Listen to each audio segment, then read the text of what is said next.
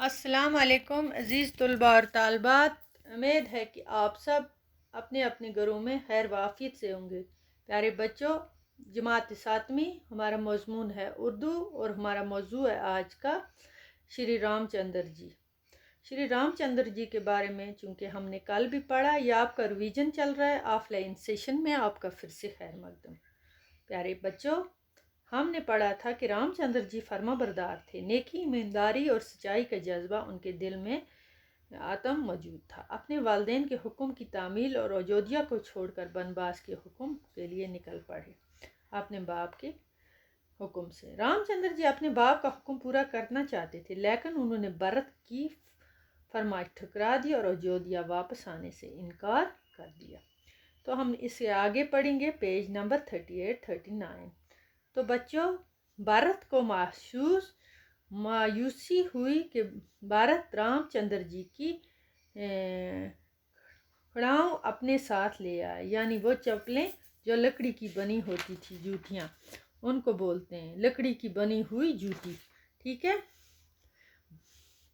और इन्हें गद्दी पर रखकर रामचंद्र जी के नाम से राज करने लगे। आदम रामचंद्र जी सीता और लक्ष्मण के साथ वनवास के दिन गुजार रहे थे वहाँ लंका के राजा रावण की बहन शूर्पणखा ने रामचंद्र को अपने दाम मोहब्बत में फंसाने की कोशिश की।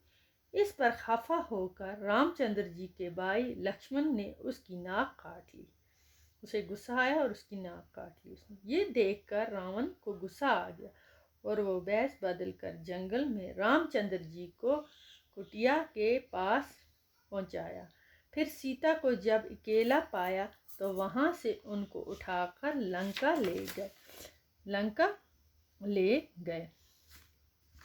तो वहां से उसको उठाकर कहाँ ले गए? वो लंका ले गए। तो फिर सीता को जब अकेला पाया तो उसको उठाकर वो लंका ले गए। जब रामचंद्र और लक्ष्मण वापस कुटिया के पास पहुंचे तो उन्होंने सीता को कुटिया से गायब पाया। वो बहुत बेचैन हुए। हर तरफ तलाश के बावजूद सीता का कुछ पता न चल। आखिर हनुमान जी के जरिए मालूम हुआ कि लंका का राजा रावण सीता को उठाकर लंका ले गया और रामचंद्र जी अपने भाई लक्ष्मण और बंदरों के राजा सुग्रीव को लेकर लंका पहुंचे। वहां रावण के साथ खून रेज जंग हुई। इस जंग में रावण को शिकस्त हुई और वो मारा गया। और ये जंग हमें बदी पर नेकी की याद दिलाती है। तो बच्चों, हमने ये पढ़ा, आगे भी थोड़ा सा पढ़ते हैं। अब रामचंद्र जी और लक्ष्मण सीता को लेकर अयोध्या पहुंचे। इसके अयोध्या पहुंचने पर बड़ी खुशी मनाई गई और दीपमाला की गई।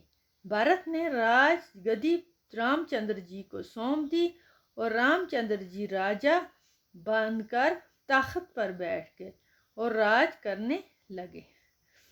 तो बच्चों, ये हमने पढ़ा इसका ये हिस्सा। इंशाल्लाह कल आगे भी पढ़ेंगे।